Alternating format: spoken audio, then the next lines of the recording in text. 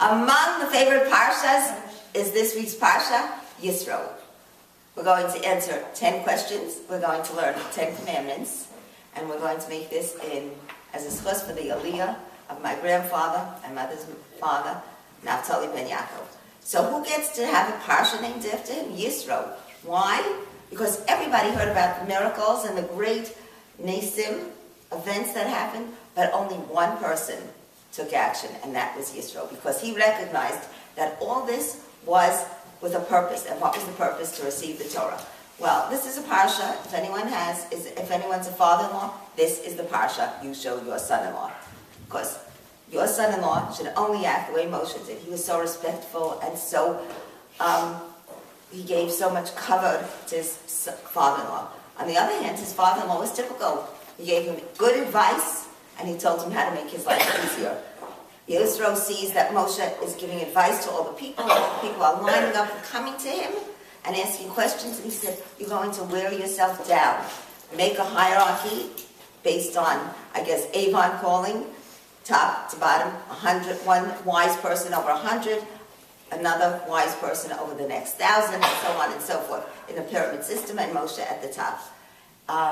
The people wanted that closeness with Moshe, but it was a trade-off. And this way Hashem would speak to Moshe, and Moshe would speak to the people.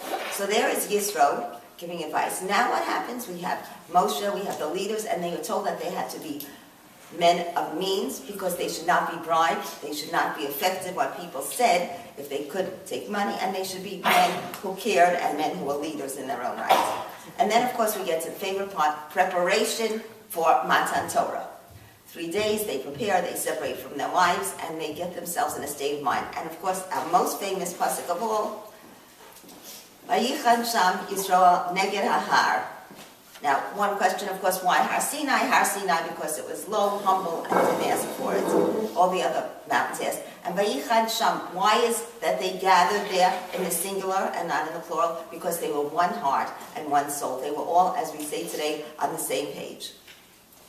I happen to be on this page. It's Perek Yotes, and it talks about that they're going to be there. Now we get to the time of, it says, they saw and they heard. The people saw and heard.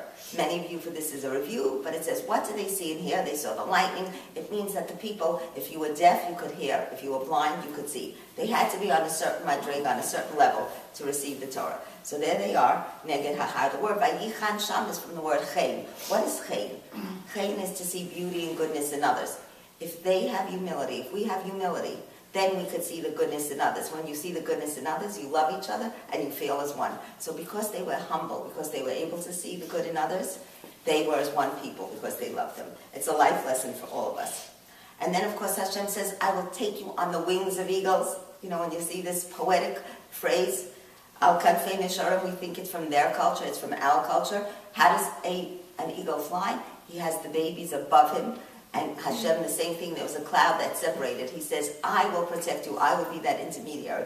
And of course, we are a Mamlechas Kohanim and a Gai Kadosh. What does that mean? That we are on the highest level, that we can be like priests, in a sense, and that we are going to be a very holy nation in the way we act and the way we see. Now, this is from Lord Palatnik. It's the 10 Commandments. Lord Palatnik did not give the 10 Commandments. She gave us a way to remember them. There are 10 Commandments, okay? So I'll teach it to you in her name. And her husband should also have a refuah shlema. One God.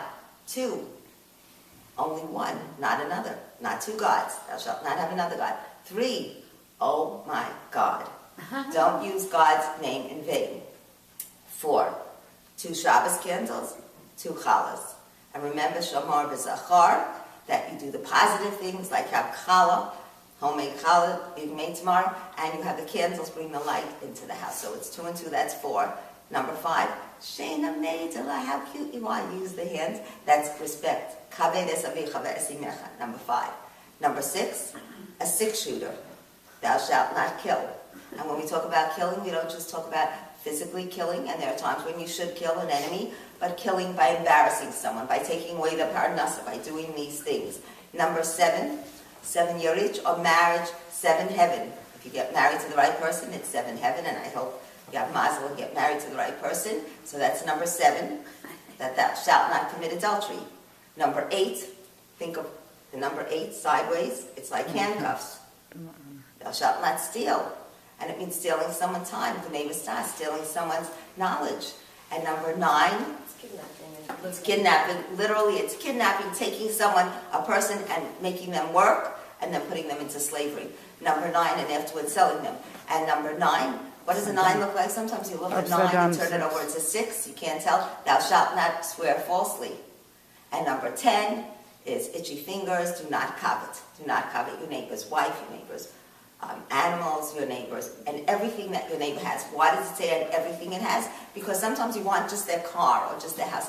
If you want it, you have to have everything. You have to have their tsaras, you have to have their unfortunate situations. They said if we all put our baggage in, we'd all take our own out. So 10, do not covet.